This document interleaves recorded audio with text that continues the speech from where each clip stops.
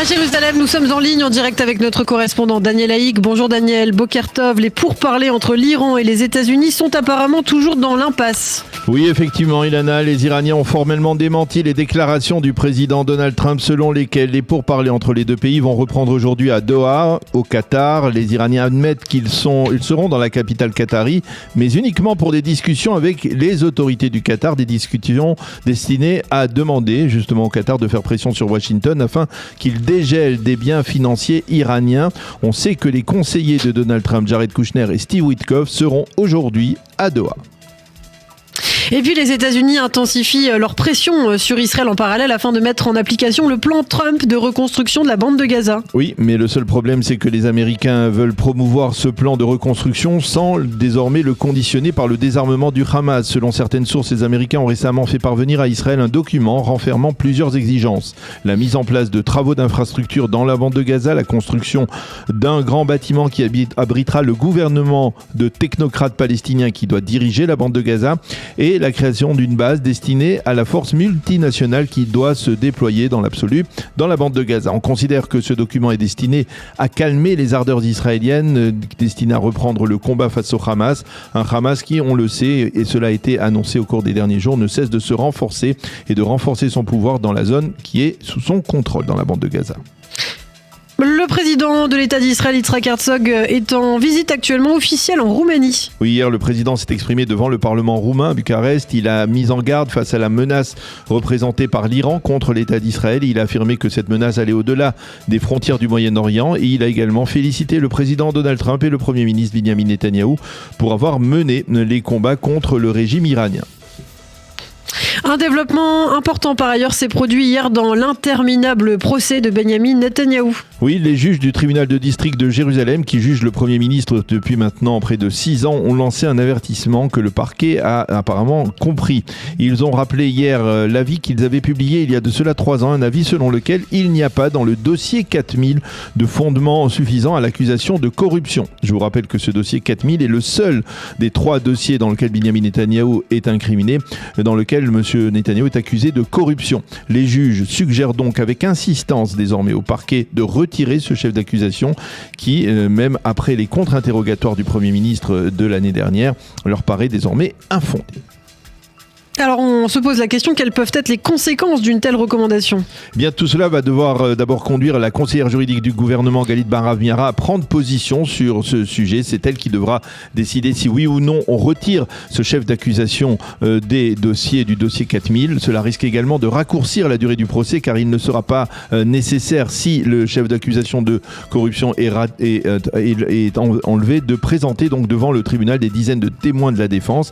Et puis, troisième conséquence, cela pourrait éloigner l'option d'un accord de compromis et remettre sur le devant de la scène celle d'une grâce présidentielle de la part du président Herzog. Il s'agit dans tous les cas d'une victoire pour le Premier ministre et pour ses avocats qui depuis le début ont clamé qu'il n'y avait aucun fondement à cette inculpation de corruption. Une nouvelle manifestation hier soir d'ultra-orthodoxes contre l'enrôlement des élèves des yeshivot et contre l'arrestation de déserteurs. Oui, la manifestation s'est tenue hier soir à Bnei Brak et au cours de ce rassemblement, l'un des intervenants, le rabbin Aryeh Yazdi, s'est lancé dans une violente diatribe verbale contre le chef d'état-major de Tzahal, le général Eyal Zamir.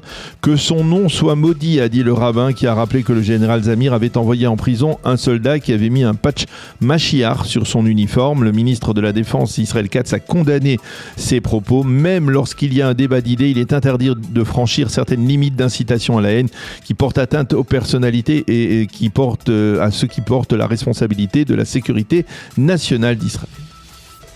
Et puis l'État d'Israël envoie aujourd'hui une délégation d'experts pour venir en aide aux sinistrés du tremblement de terre au Venezuela. Oui, cette délégation est composée de représentants de la défense passive spécialisée dans les événements naturels de destruction massive comme les tremblements de terre et des représentants du ministère israélien des Affaires étrangères. La délégation est conduite par le commandant de l'état-major de la défense passive, le général Elad Edri. Merci beaucoup Daniel, on vous retrouve tout à l'heure à 7h30 pour la revue de la presse israélienne.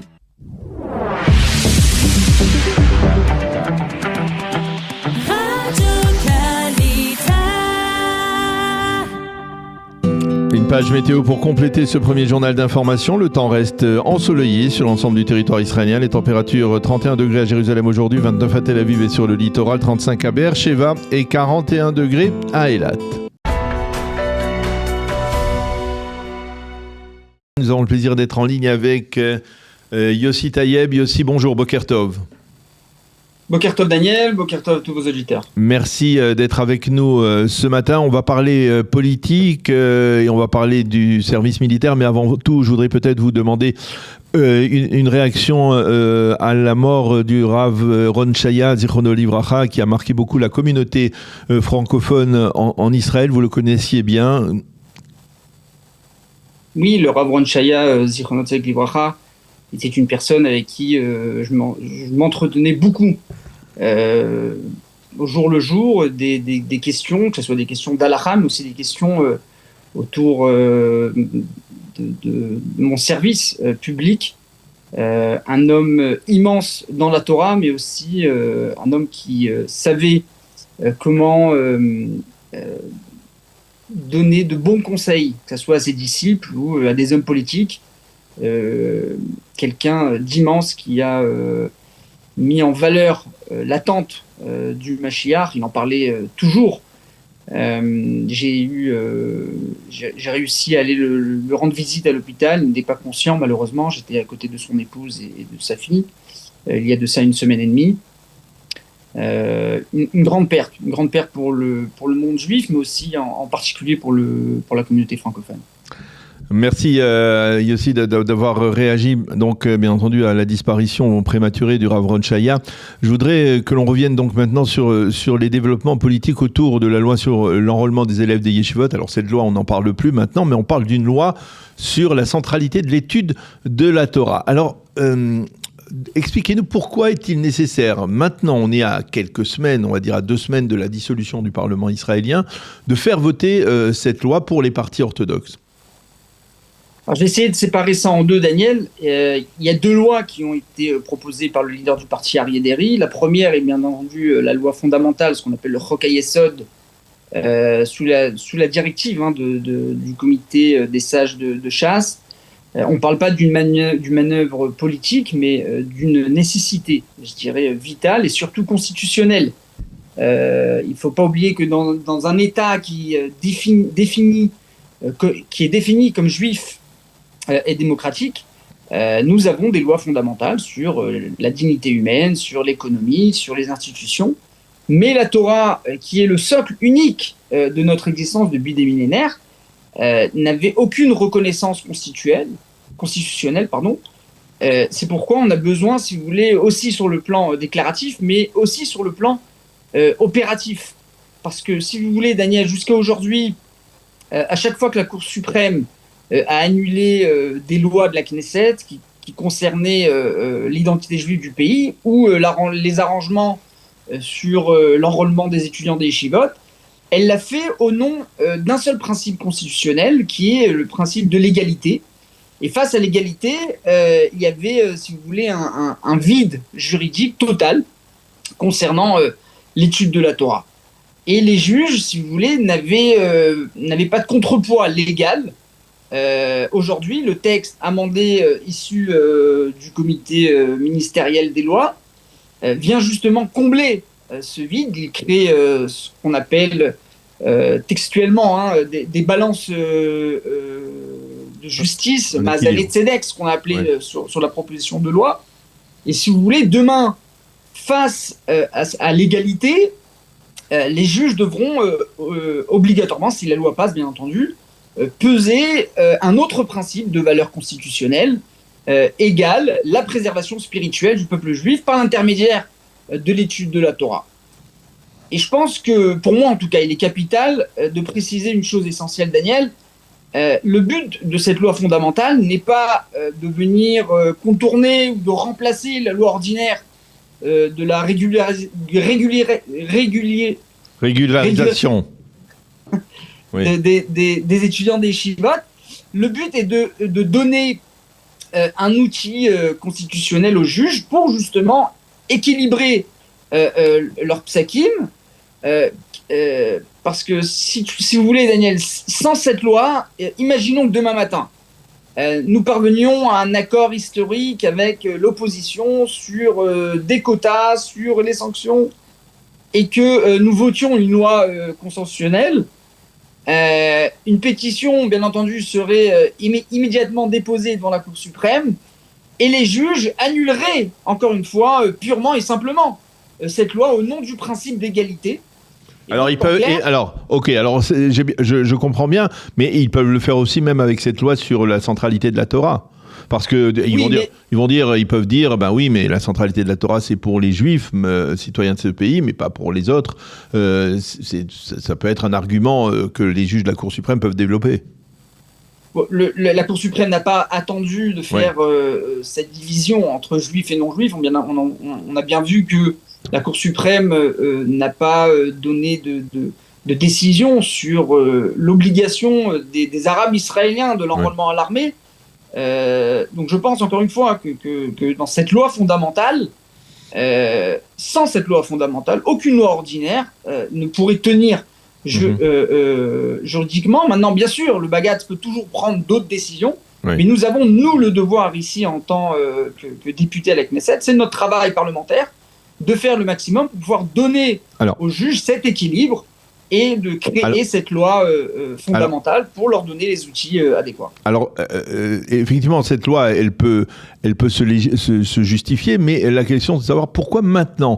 Est-ce qu'il n'y a pas une sorte de sentiment de rechercher une sorte de lot de consolation après l'échec du dépôt de la loi sur l'enrôlement des élèves des yeshivot qui n'a pas été voté, qui ne sera pas voté d'ici la fin du mandat? Non, il est vrai qu'on aurait préféré mettre en place cette loi. Malheureusement, l'opposition et certains députés de la coalition n'étaient pas pour, donc on n'avait pas la majorité pour pouvoir la voter. Mais je pense que lorsqu'on arrive à un stade où des jeunes étudiants d'yeshivot sont menottés, jetés en prison dans un état juif, Daniel, tout simplement insupportable, je pense que nos familles, les Olim de France et la communauté ont grandi autour du respect absolu de la Torah. Les chiffres sont clairs aujourd'hui, Daniel. Les arrestations n'ont amené pas un seul soldat de plus dans les rangs de Tsahal. Elles ne font que détruire la cohésion sociale. Et je le dis ici haut et fort, Daniel. Moi-même, j'ai servi à Tsahal. J'ai 4 frères qui ont tous servi dans des unités et qui servent en tant que Milouim dans des unités combattantes au sein de Tsahal. Nous connaissons le prix, le prix que payent nos soldats. Et je le dis à voix haute, celui qui n'étudie pas la Torah doit s'enrôler et servir son pays. À mes yeux, il n'y a aucun débat là-dessus. Mais par contre, celui qui étudie la Torah, Daniel, dans le seul État juif du monde, doit pouvoir le faire, doit pouvoir être respecté. Nous avons le devoir de le protéger. À mes yeux, sans l'étude de la Torah, Daniel, nous aurions peut-être gagné la bataille physique. Israël aurait continué à exister. Baruch Hashem, elle continue à exister. L'État d'Israël continue à exister. Mais nous aurions sûrement perdu la guerre de l'identité si le monde des yeshivot n'avait pas été justement transformé en bouc émissaire par la conseillère juridique du gouvernement. Je pense que, pour répondre à la question, Daniel, on n'aurait jamais eu besoin de cette loi, tout comme pas besoin d'une loi qui nous obligerait à faire la Brit Mila. Mais malheureusement, face à cette persécution, je pense que notre devoir ici à la Knesset est de venir et de dresser un rempart pour pouvoir protéger les élèves des yeshivot. C'est la raison pour laquelle on essaye de faire le maximum. Alors, je reprends ce que vous avez dit. Vous avez dit que ça ne faisait pas débat, l'idée d'enrôler ceux qui n'étudient pas. Or, ça fait exactement débat. C'est-à-dire peut-être pas obligatoirement dans le parti Chasse, même si c'est pas tout à fait clair du parti Chasse, mais en tout cas dans le parti judaïsme de la Torah, le parti Ashkenaz, ça fait débat. On n'entend pas de rabbins, de sommité rabbinique dire même ceux qui n'étudient pas doivent aller à l'armée. Et on va beaucoup plus loin. Je veux citer et avoir votre réaction sur les déclarations d'un rabbin qui hier à Bnei Brak a insulté le chef d'état-major en souhaitant sa mort, le Rav Aryeh Yazdi. Je voudrais savoir, c'est-à-dire, il y a dans le monde orthodoxe, et on a le sentiment d'ailleurs qu'il y a même une sorte de radicalisation au sein du monde orthodoxe contre l'armée israélienne, contre ceux contre le service militaire, alors que ça fait pour l'instant, personne dans le monde orthodoxe ne parle de dit ceux qui n'étudient pas doivent aller à l'armée. Je pense que le Conseil des sages de Chasse, à sa tête, le Rav Moshe Maya, l'a dit clairement, que ce soit dans des cours ou à la radio. Il a été enregistré plusieurs fois. Moi-même, Aryeh Deri, Inoun Azoulay, les députés de Chasse ont dit d'une manière très claire, celui qui n'étudie pas la Torah doit s'enrôler à l'armée. Mais vous êtes d'accord que ce n'est pas la position des partis orthodoxes ashkénazes? Je ne suis pas le porte-parole des partis orthodoxes ashkénazes, mais il est vrai qu'il y a en effet une différence entre Chasse et les partis orthodoxes ashkénazes sur ce plan-là. Et je pense d'ailleurs que le parti orthodoxe ashkénaze faute sur ça. Il y a eu une lettre qui a été publiée cette semaine du Rav Shach, qui dit ouvertement, où il écrit cette lettre au Raché Yeshivot, en leur disant que celui qui n'étudie pas vraiment à la Yeshiva, ou qui étudie à la Yeshiva, mais en parallèle travaille pour la matérialité, les Raché Yeshivot n'ont pas le droit de leur donner cette autorisation. C'est peut-être justement, ça reflète justement le changement qui est intervenu depuis l'époque du Rav Shach, c'est-à-dire il y a 30 ans à maintenant, c'est-à-dire ce que je disais, une radicalisation dans le public ashkénaze et dans les yeshivot ashkénazes contre le service militaire. Oui, et c'est effectivement ce qui se passe.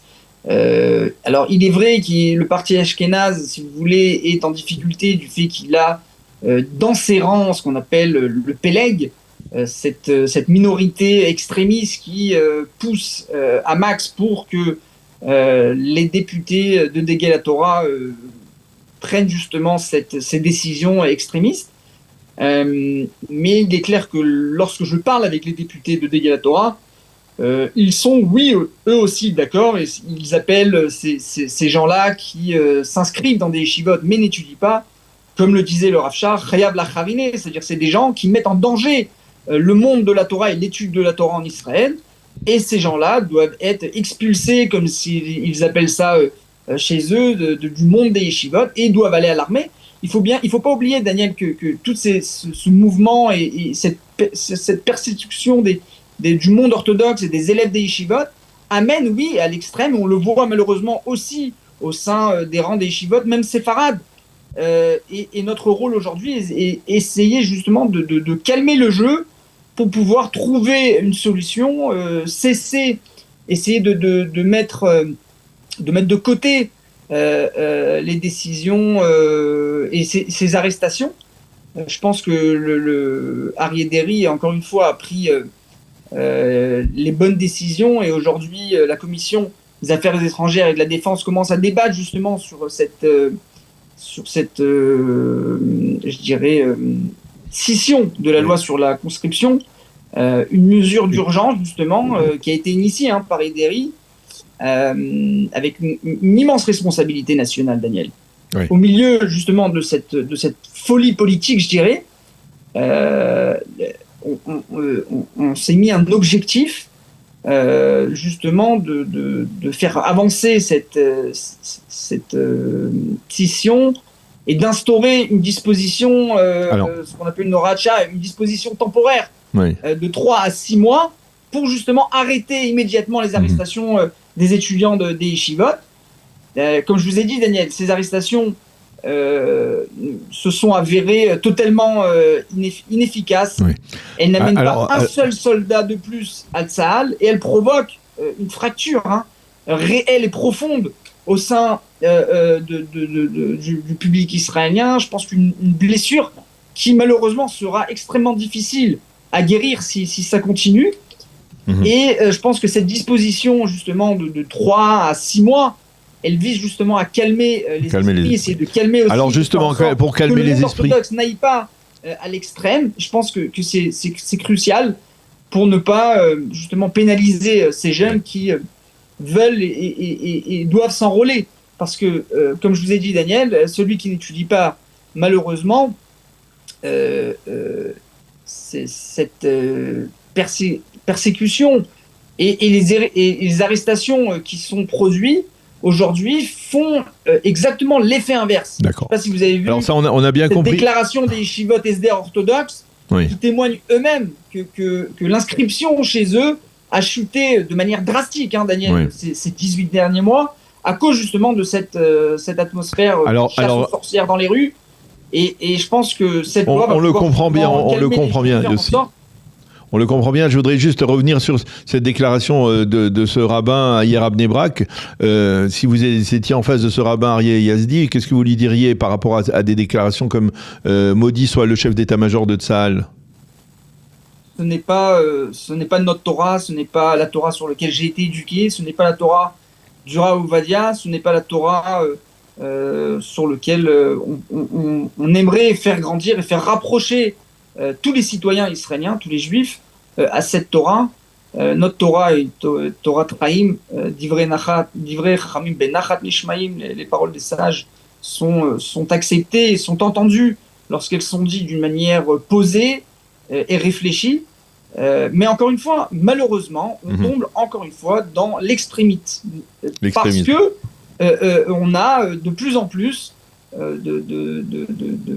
d'élèves des yeshivot qui sont arrêtés dans les rues. Je pense que justement, cette déposition de loi qui va être travaillée aujourd'hui à la commission de la défense des affaires étrangères vient justement pour calmer et le monde orthodoxe et le monde laïque ici en Israël, essayer de pouvoir... De tempérer les esprits, bien sûr. Dans la mesure du possible, d'arriver aux élections, bien entendu.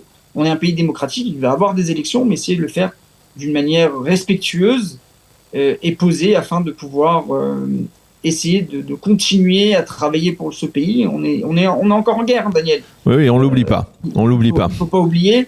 Et encore une fois, j'appelle aussi tous les rabbinim à réfléchir. À calmer les esprits. On le comprend. Merci beaucoup. Encore une fois, je ne suis pas là pour faire de la morale au rabbinim, mais je pense qu'on a des responsabilités. Sur les épaules. Et on a un kilouch Hashem à faire et j'espère qu'on pourra réussir dans cette mission. Merci beaucoup Yossi Taïeb, député du parti Chasse, d'avoir accepté de répondre à nos questions, en particulier donc autour de cette loi sur la centralité de la Torah, loi fondamentale que les partis orthodoxes souhaitent faire voter. Merci d'avoir été avec nous ce matin. Bonne continuation Yossi, à bientôt. Merci à vous.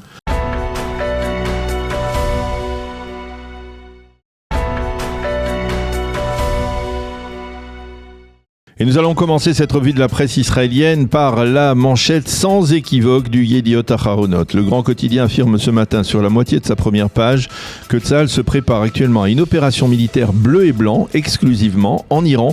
Et le journal cite le ministre israélien de la Défense Israël Katz qui a affirmé hier: il est possible que dès demain nous soyons à nouveau en guerre avec Téhéran. Ce sera alors la 3e guerre d'Iran. Le ministre a précisé qu'une telle opération militaire interviendrait dans le cas où les gardiens de la révolution décideraient de lancer à nouveau des missiles vers Israël. À Téhéran, on dément la reprise de pourparlers avec les Américains, mais Donald Trump affirme que la rencontre qui était prévue aura bel et bien lieu aujourd'hui à Doha à la demande des Iraniens. Et puis le Yediot Aharonot révèle ce matin un scoop à mettre au crédit de son correspondant militaire Yossi Yehoshua, et ce scoop se rapporte au front libanais. Il s'avère que Tsahal connaissait depuis plus d'1 an et demi l'existence d'un site au sud Liban appelé le bastion des drones du Hezbollah. Ce bastion avait été construit grâce au soutien des Iraniens à proximité de la frontière israélo-libanaise, mais les renseignements militaires avaient estimé que ce bastion était vide et qu'il ne représentait pas de menace ou de danger pour l'État d'Israël. Ce n'est que lorsque les forces israéliennes ont pénétré au sud Liban et dans l'enceinte de ce bastion il y a quelques semaines qu'elles ont découvert à quel point il menaçait la sécurité d'Israël. Il s'est avéré qu'il s'agissait d'un immense réseau de tunnels renfermant des centaines de bases de lancement de drones explosifs. Un haut responsable sécuritaire israélien affirme que ce que les forces israéliennes ont découvert devrait prouver l'étroite collaboration entre l'Iran et le Hezbollah, si cela était encore nécessaire. Un scoop donc intéressant signé Yossi Yehoshua du Yediot Aharonot. Il faut noter que le Maariv mentionne également ce matin cette révélation et son correspondant militaire Avi Ashkenazi décrit ce site comme étant, je cite, l'aéroport de drones du Hezbollah. Dans sa page d'ouverture ce matin, le Maariv nous révèle la teneur d'une conversation entre Donald Trump et Binyamin Netanyahou. Il s'agit d'une conversation qui s'est tenue alors que le président américain paraissait déterminé à conclure un accord avec les Iraniens. Netanyahou a exigé de Donald Trump qu'il dissocie totalement le front iranien du front libanais, et ce, bien entendu, contre l'avis de Téhéran. Donald Trump a refusé car les Iraniens voulaient justement faire ce lien. Selon le Maariv, il n'y a eu pas moins de 5 conversations téléphoniques entre Donald Trump et Binyamin Netanyahou sur ce dossier, et Binyamin Netanyahou n'aurait pas cédé. Revenons en Israël avec un développement important dans le procès de Binyamin Netanyahou. Il s'agit d'une petite phrase de la présidente du tribunal de district de Jérusalem qui juge depuis près de 6 ans le Premier ministre. La juge Rivka Feldman-Friedman a affirmé qu'à la fin des contre-interrogatoires de Binyamin Netanyahou, sa recommandation datant de 2023 demeurait toujours valable. Cette recommandation, il faut le rappeler, suggérait au parquet d'abandonner le chef d'accusation de corruption dans le dossier 4000, le seul dossier d'ailleurs dans lequel le Premier ministre est inculpé de corruption. Depuis hier, les sites d'information et les chaînes de télévision parlent d'un développement dramatique dans le procès du Premier ministre, et le Israël Hayom cite des proches de Binyamin Netanyahou qui affirment qu'il y a actuellement 3 options possibles, soit l'annulation du procès, soit une grâce présidentielle du président Herzog, soit la poursuite du procès avec l'intention des avocats du Premier ministre de prouver son innocence totale. Qu'écrivent les éditorialistes israéliens autour de ce développement dans le procès de Netanyahou? Dans le Yediot Aharonot, Rad Nizri, qui fut le vice-conseiller juridique du gouvernement, mais aussi l'un de ceux qui étaient opposés à l'inclusion du chef d'accusation de corruption dans le dossier 4000, bien Rad Nizri suggère ce matin au parquet de cesser de s'acharner à vouloir prouver une quelconque corruption, et ce contre l'avis des juges du tribunal de district. Selon lui, si le parquet persiste, c'est qu'il refuse de voir la vérité en face. Pour Elinor Shirkani-Kaufman, dans le Israël Hayom, ce développement devrait considérablement raccourcir le procès du Premier ministre, et il pourrait également éloigner toute option d'un accord de compromis. Quant à Amit Segal, le célèbre correspondant politique de la chaîne 12, il appelle la conseillère juridique du gouvernement, Galit Barab-Miara, qui est la patronne du parquet, à abandonner le chef d'accusation de corruption, et il l'accuse d'avoir refusé de voir la réalité en face et d'avoir ainsi prolongé arbitrairement de plusieurs années le procès de Binyamin Netanyahou sans aucune raison valable.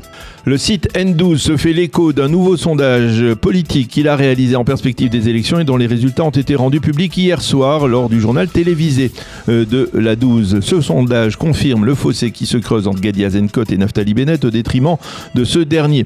Bennett perd à nouveau un mandat au profit de Yachar, le parti de Gadi Eisenkot, et le fossé est actuellement de 5 mandats. Autre résultat, le Likoud reprend un mandat et surtout Binyamin Netanyahou redevient pour le public le plus apte à être Premier ministre. Quant à Amit Segal, encore lui, eh bien, il explique ce rebond positif pour Netanyahou par la signature de l'accord avec le Liban. Yair Cherki insiste sur un autre résultat du sondage.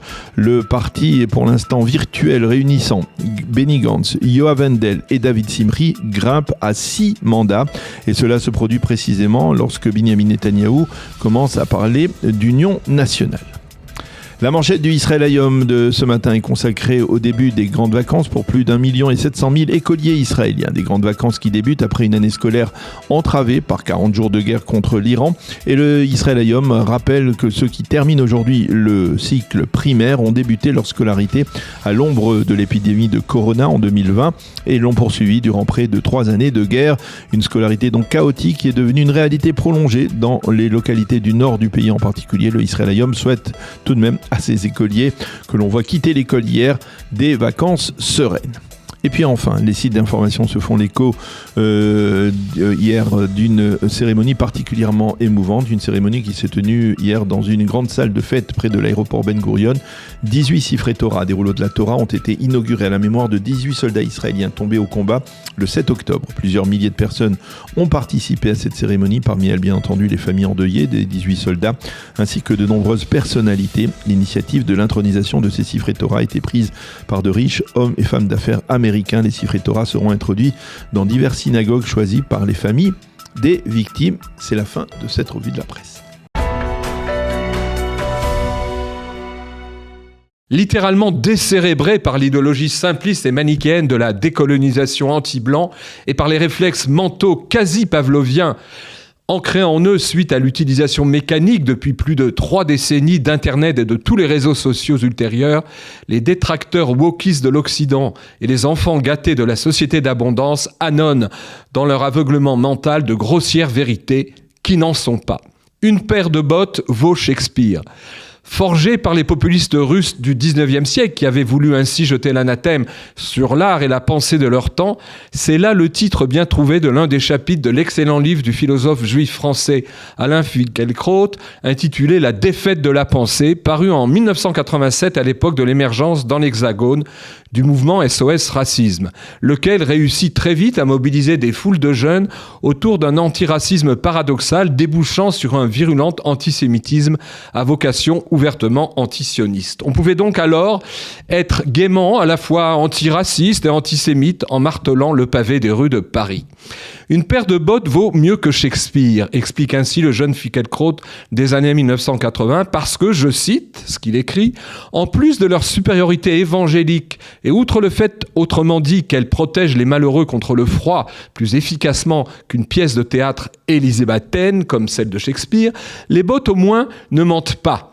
Elles se donnent d'emblée pour ce qu'elles sont, de modestes émanations d'une culture particulière, au lieu comme les chefs-d'œuvre artistiques officiels, de dissimuler pieusement leurs origines et de contraindre tous les hommes au respect. Car cette humilité de Botte est un exemple.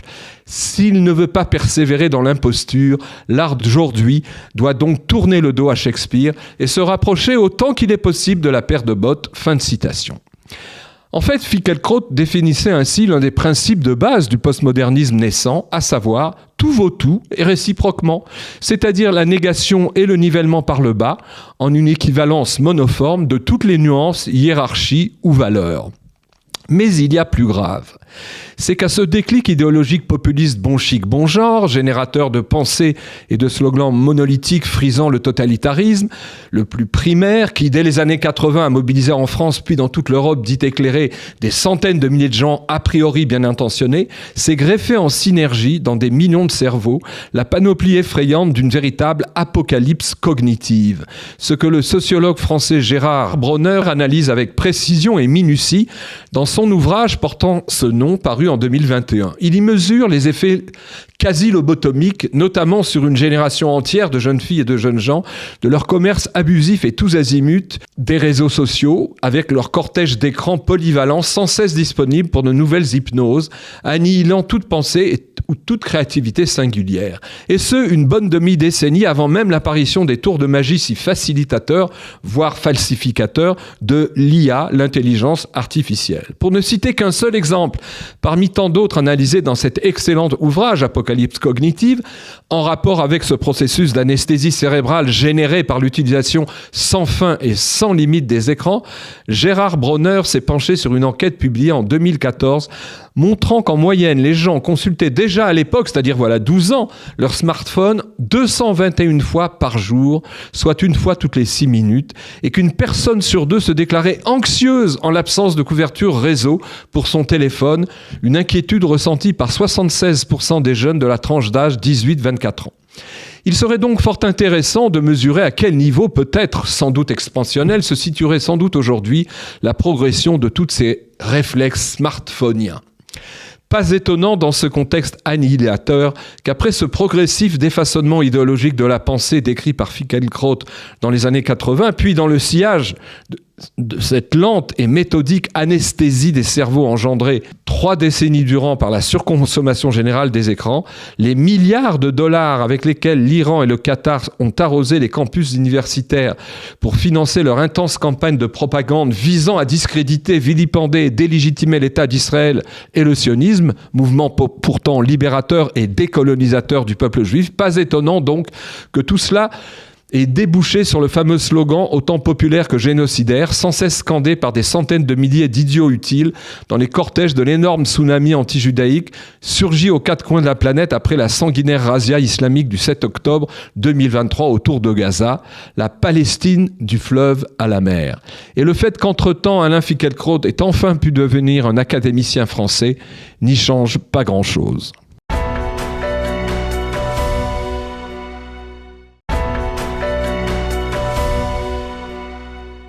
Nous avons le plaisir d'être en ligne avec Shlomo Balzan. Shlomo, bonjour, Boker Tov.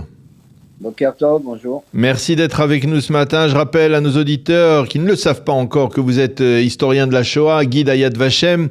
Et nous vous avons sollicité ce matin pour parler d'un événement qui a été commémoré lors de la visite du président de l'État, Yitzhak Herzog, cette semaine en Roumanie, à Bucarest. Il s'agit du pogrom de Lassi qui s'est produit il y a 85 ans, si je ne m'abuse. C'était donc le 85e anniversaire de ce pogrom. Et le président Herzog a assisté donc à cette cérémonie marquant ce terrible anniversaire lors de sa visite, la visite qu'il effectue actuellement donc en Roumanie. Je voudrais avec vous, Shlomo, revenir sur ce pogrom. Pourquoi apparemment ce pogrom a marqué les esprits? Comment peut-on définir ce pogrom de Lassi en Roumanie? Alors, tous les historiens disent que le pogrom de Lassi, qui a lieu une semaine après l'invasion par les Allemands, par les nazis de l'Union soviétique, opération Barbarossa qui a commencé le 22 juin 1941. Alors, le Motsei Shabbat 28 juin 1941, une semaine après l'arrivée des Allemands en Europe de l'Est,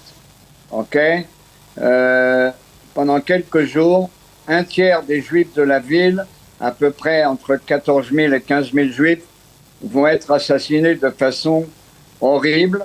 Et tous les historiens disent que c'est le prélude, l'introduction à l'assassinat en masse des Juifs pendant la Seconde Guerre mondiale.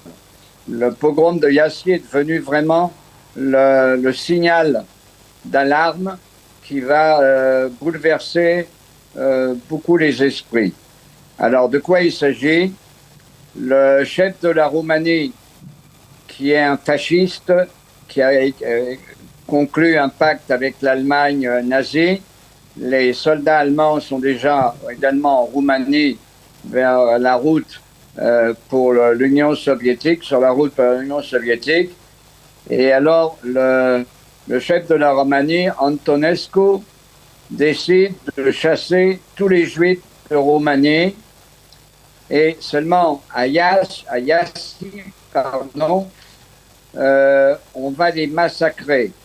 On va d'abord, le Motsei Shabbat, le 28 juin 1941, les Roumains de la ville de Yazd vont se jeter dans les appartements des Juifs, vont commencer à tout casser et vont commencer à tuer des Juifs.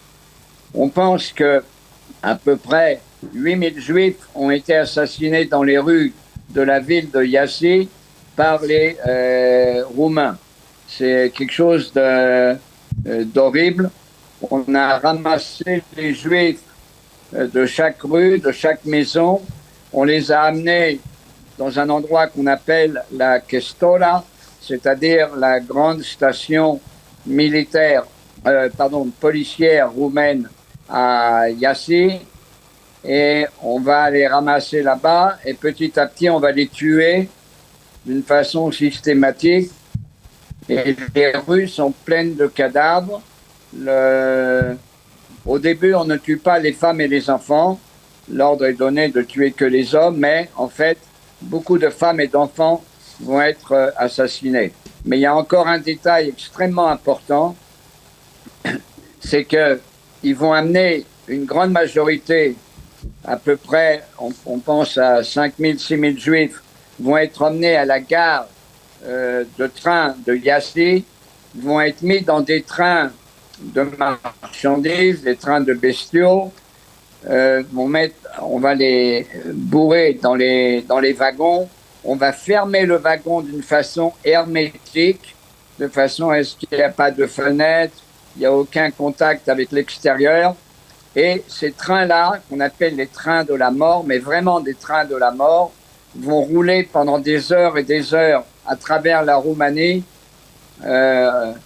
aller-retour, et pendant quelques jours. Et quand on ouvre les portes, là, une grande partie des gens sont décédés Et ceux qui ne sont pas décédés sont tellement faibles, tellement affaiblis, qu'on va obliger d'ailleurs des gitans, qui sont également une race inférieure pour les Roumains,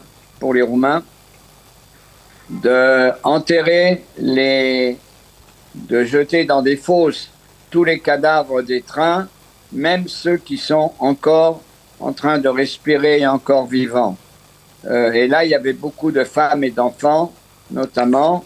Donc, les pogroms de Iassi en juin 1941 sont un message incroyable.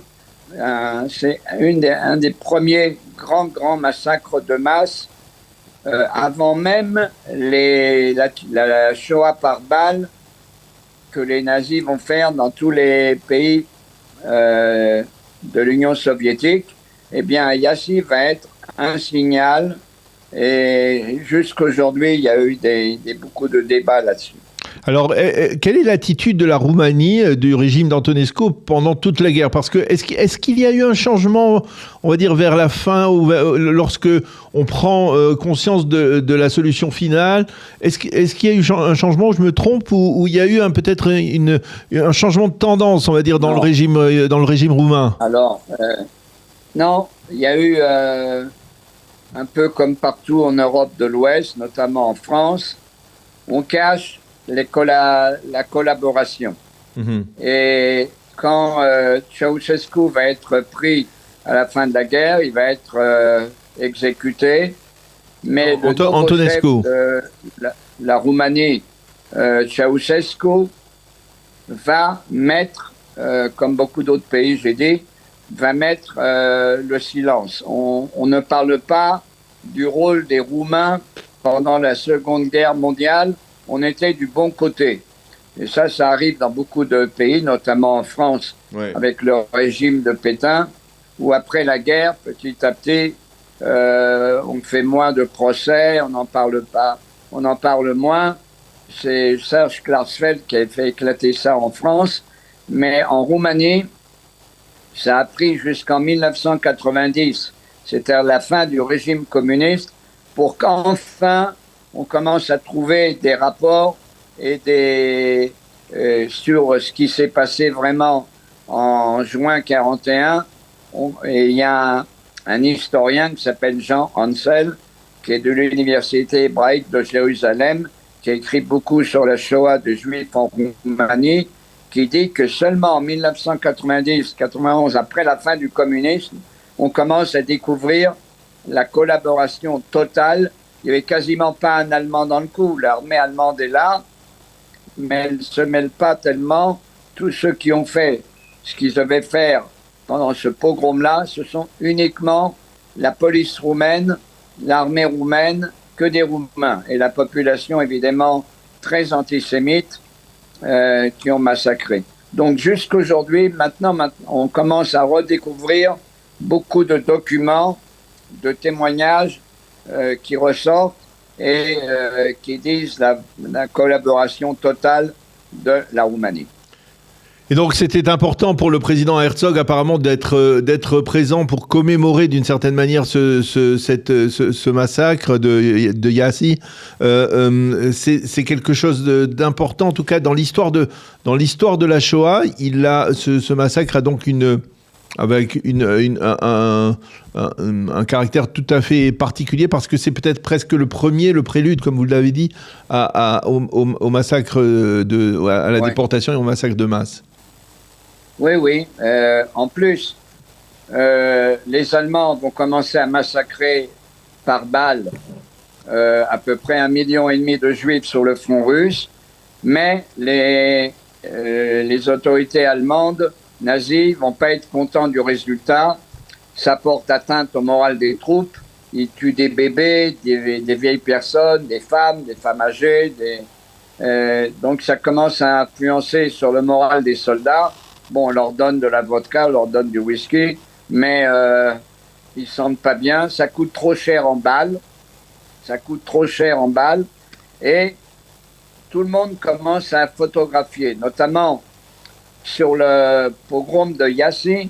Il y a beaucoup de films et de photos faits par les Roumains eux-mêmes. Et à Yad Vashem, on voit beaucoup de documents là-dessus. Donc, c'est pas bien de tuer par balle et on va passer au camp de la mort, de tuer les Juifs de façon industrielle. Mais un des premiers modèles de cette fameuse Shoah par balle et du massacre des Juifs par balle, et ensuite d'autres méthodes, vont commencer vraiment à Yassi. C'est-à-dire que Yassi est vraiment un point important dans l'histoire de la Shoah, une espèce de changement de « ah, on peut faire ça aussi ». Si les Roumains le font, nous, on peut le faire aussi, mais d'une façon plus organisée. Donc, la Shoah par balle va commencer à s'organiser après. Mais le pogrom de Yassi va servir de modèle pour beaucoup de nazis, de fascistes. On va tuer les Juifs en masse. Et même la population est tout à fait impliquée là-dedans. On a le droit de tuer, on a le droit de piller les maisons des Juifs. Donc, Yassi était vraiment un tournant important de la Seconde Guerre mondiale. Eh bien, Shlomo Balzan, merci beaucoup de nous avoir éclairé donc sur cette page d'histoire dramatique donc de la Shoah, le pogrom, les massacres de Yazid, donc commémorés par le président de l'État hier lors d'une cérémonie officielle qui s'est déroulée donc en présence des autorités roumaines. Merci d'avoir rappelé ce souvenir. Bonne continuation, Shlomo. À bientôt. Toda rabba, merci beaucoup. À bientôt. Nous sommes en ligne avec le docteur Yaakov Ben-Guigui. Yaakov, bonjour, Boker Tov. Bonjour Boker Tov. Merci d'être avec nous ce matin. Nous vous avons sollicité parce que vous êtes un des disciples du Rav Ron Shaya, Zichrono Livracha. Vous l'avez bien connu au cours depuis de nombreuses années. Vous allez nous expliquer dans quelles circonstances vous avez rencontré le Rav Ron Shaya et qu'est-ce qu'il a représenté pour vous, bien entendu, la communauté francophone en Israël et même en diaspora, en France en particulier, est en deuil après l'annonce de la disparition du Rav qui s'est éteint prématurément à l'âge de 66 ans. Alors, je voudrais savoir, Yaakov, qu'est-ce qui représentait le Rav Ron Shaya pour vous? Ron Shaya, pour nous, ça a tout représenté. Et pas, je dis pour nous, parce que ça a commencé par moi. En l'occurrence, j'ai fait Teshuva grâce à lui à l'âge de 20 ans, donc il y a maintenant 28 ans, à un des séminaires Oraïta, qui était un séminaire juste exceptionnel. J'avais beaucoup de questions sur Dieu. Et quand j'ai écouté les conférences du Rav qui étaient exceptionnelles, avec l'énergie du Rav, la personnalité du Rav, même moi qui avais été musicien à l'époque, j'étais étonné comment il jouait du piano. J'ai dit waouh, un Rav qui sait jouer tellement bien du piano et qui connaît tellement de choses, qui dit tellement de choses qui sont vraies. Ça m'a fait faire Teshuva et par la suite, je suis parti. Il avait ouvert une yeshiva, il venait d'ouvrir une yeshiva à Jérusalem. Je voulais en connaître, en savoir beaucoup plus. Et par la suite, pour moi, comme pour énormément de juifs, ça avait fait un effet boule de neige. Mon frère, par la suite, est venu à la yeshiva. Mon père, à l'âge de 60 ans, ensuite, est venu à la yeshiva. Ça a été ensuite mes cousins, mes cousines, enfin, tout le monde, par effet boule de neige, a fait Teshuva, a participé au séminaire Oraïta. Ma belle-sœur, bon, à l'époque, c'était pas encore la femme de mon frère. Et voilà, et je pense que vraiment, le Rav Shaya, il avait une force, une trempe de Rav Sitruk, vraiment. C'est-à-dire que pour nous, c'est une perte aujourd'hui aussi colossale que le pilier, le père spirituel qu'on avait comme Rav Sitruk. Alors, qu'est-ce qu'il y avait chez le Rav Ron Shaya qui vous a séduit d'emblée? C'est pas chez le Rav lui-même, on va dire. Ce qui m'avait séduit d'emblée, c'était la force de ses paroles, c'était la vérité de ses paroles. Il n'y avait pas de concession. Il n'y a aucune concession. Ça veut dire quand on cherche la vérité, c'était un homme qui cherchait profondément la vérité, qui était profondément vrai. Et quand on cherche la vérité et qu'on a des vraies questions, il ne cherche pas à répondre par quatre chemins, il ne cherche pas à faire des détours, il ne cherche pas à embrouiller, pour être simple et clair. Les réponses sont limpides. C'était la chose la plus séduisante. En tant qu'orateur, il était exceptionnel, il avait un charisme exceptionnel. Mais si vous voulez, moi, à l'âge de 20 ans, c'était pas ça qui m'avait forcément séduit. Quand je suis parti à la yeshiva, en l'occurrence, on découvrait un autre homme. Et c'était le vrai homme, le vrai Rav Shaya, pas le conférencier, pas l'homme qu'on avait l'habitude d'ovationner pendant les conférences, mais vraiment un homme. C'est-à-dire la différence? La différence était flagrante. On a tous été surpris quand on arrivait à la yeshiva. Le Rav Shaya de la Yeshiva n'était pas du tout le même que le Rav Shaya des conférences. C'était un homme, la chose qui frappait le plus, c'était un homme d'une rigueur extrême. Il ne se faisait pas de cadeaux. Il était droit, mais vraiment, c'est difficile à expliquer, droit et rigoureux, y compris dans l'Limoud Torah. Il n'y avait pas, de la même façon qu'il n'y avait pas de concession avec la vérité, il n'y avait pas de concession avec le Limoud. Quand il fallait arriver à 9h, c'était pas à 9h01, c'était arrivé à 9h. Bon, il avait fait l'armée aussi, donc je pense qu'il y avait aussi des relents de l'armée, de la rigueur de l'armée.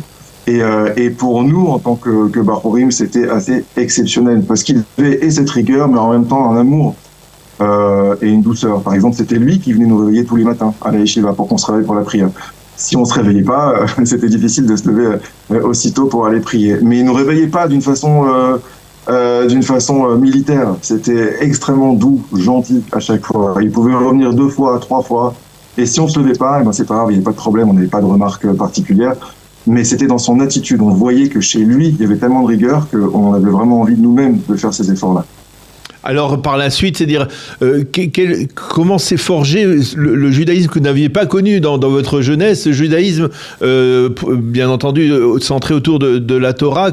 Qu'est-ce qu'il y a, on va dire, dans la formule, dans la recette du Rav Ron Shaya qui vous a permis de mener cette vie telle qu'elle est conforme à la Torah, telle que vous l'avez développée au cours des 30 dernières années? C'est comme je vous ai dit, c'est véritablement le fait que c'était vrai. L'exemple. C'est-à-dire que je viens d'une famille qui est traditionnaliste, on faisait pas grand-chose, et j'avais énormément de questions sur Dieu, sur la Torah. Est-ce que Dieu existe? Et si même Dieu existe, à combien, qui nous dit que le judaïsme c'est vrai? Moi, j'ai grandi en école non juive, j'ai jamais été en école juive, donc j'avais des amis qui étaient chrétiens, des amis qui étaient musulmans. Moi-même, je me suis intéressé d'abord à toutes sortes de choses avant de m'intéresser au judaïsme. Et en fait, ce qui permet de tenir face en tout cas à l'adversité, parce que quand on a 20 ans, on a plein d'amis, on a déjà commencé un début de direction, de vie, donner cette force, qui nous a donné cette force de pouvoir véritablement changer de trajectoire envers et contre tout, parce que vous pouvez vous douter qu'évidemment un changement est pas forcément bien perçu par l'entourage. On a l'impression qu'on a été enrôlé dans une secte ou quoi que ce soit. Ce qui donne cette force-là, c'est d'avoir véritablement compris que c'était vrai. C'est tout simplement ça. C'est-à-dire que c'était pas, encore une fois, c'était pas l'homme en lui-même, c'était pas un gourou, c'était ce qu'il disait et ce sur quoi c'était fondé, les textes, la force de ces textes qui disaient ok, c'est clair, c'est bon, j'ai compris, je n'ai plus d'autre choix que de faire Shabbat, que de manger kasher, que de prendre toutes les précautions qu'il faut dans ma vie et d'aller étudier la Torah. Et en fait, quand on commence dans cet engrenage-là, qu'on arrive à Jérusalem, vous savez, franchement, en plus de ça, Rav Shaya, il avait cette spécificité que c'était un Rav comme beaucoup. Enfin, voilà, encore une fois, il y avait Rav Tzitrik, Rav Benchitrik, Rav Lemel, Rav Shaya, ils nous ont tous marqués. Mais Rav Shaya, cette spécificité supplémentaire, c'est qu'il avait une yeshiva et en Israël. Il y avait quelque chose de sioniste en plus, d'assez exceptionnel. Donc quand on arrive à Jérusalem, on arrive à Yeshuot Yosef, on voit cette fourmilière, on commence à découvrir pour la première fois les textes, la Torah, la Mishnah, des rabbanim d'un niveau incroyable et humain et au niveau connaissance. C'est véritablement bouleversant et ça donne une force ensuite de maintenir le cap. Les attachés. Alors le Rav Ron Shaya avait l'habitude de parler beaucoup de l'avenue du Mashiach. Et on sait que souvent il disait on est dans l'époque du Mashiach, on sait c'est peut-être à ce moment-là, peut-être maintenant. Qu'est-ce que vous ressentez finalement en tant que l'un de ses élèves, de ses disciples, de savoir que finalement, eh bien, il n'a pas assisté malheureusement à l'arrivée du Mashiach? Tout à fait. Déjà, premièrement, il y a beaucoup de gens qui ont cru que c'était une contradiction. Il disait souvent qu'il avait reçu une promesse de la part de son Rav, le Rav Ben Sion Abba Shaul, qu'il verrait Mashiach. Pour moi, c'est pas une contradiction. Il est très possible qu'il l'ait vu. Maintenant, pas forcément dévoilé, mais qui nous dit qu'il l'a pas déjà rencontré, vu qu'on arrive à la fin des temps et qu'on ne sait pas ce qui va se passer dans les années à venir. Donc peut-être qu'il l'a déjà vu. Maintenant, c'est sûr que Rav Shaya, il était caractéristique justement par cette entièreté. Quand il croit en quelque chose, comme je vous ai dit, il n'y a aucune concession, et y compris dans le fait qu'il était convaincu que chaque instant c'était Mashiach, et c'était vraiment magnifique parce qu'il le vivait profondément. Nous, parfois, en tant que ses élèves, on pouvait en rigoler. Moi, parfois, il m'appelait des fois, parce que j'étais aussi son médecin ces dernières années, et il me disait « Yaakov, regarde, j'ai des super nouvelles pour toi », et il me racontait tout ce qu'il prévoyait au niveau géopolitique. On pouvait en rigoler, mais c'était jamais en tant que moquerie. C'était extrêmement et attendrissant, et en même temps, c'était communicatif dans le sens, quand quelqu'un vit tellement sa vérité, moi je suis convaincu qu'en l'ayant tellement vécu, il l'approche. En tout cas, je me dis que là-haut, en tout cas, il est parti le chercher, vu qu'il était tellement pressé que ça arrive, il l'a pas vu, il est parti le chercher. Eh bien, docteur Yaakov Ben-Guigui, vous avez même été donc aussi à ses côtés, je suppose, pendant les dernières semaines ou les derniers mois qui ont été particulièrement difficiles, et où on a vu, et beaucoup de prières ont été faites pour la guérison du Rav. Merci beaucoup d'avoir accepté de répondre à nos questions, de nous avoir donné votre image du Rav Ron Shaya, ce qu'il sera pour vous à jamais. Le Rav Ron Shaya, Zichrono Livracha, merci beaucoup d'avoir été avec nous ce matin. À bientôt. Besorot Tovot. À bientôt.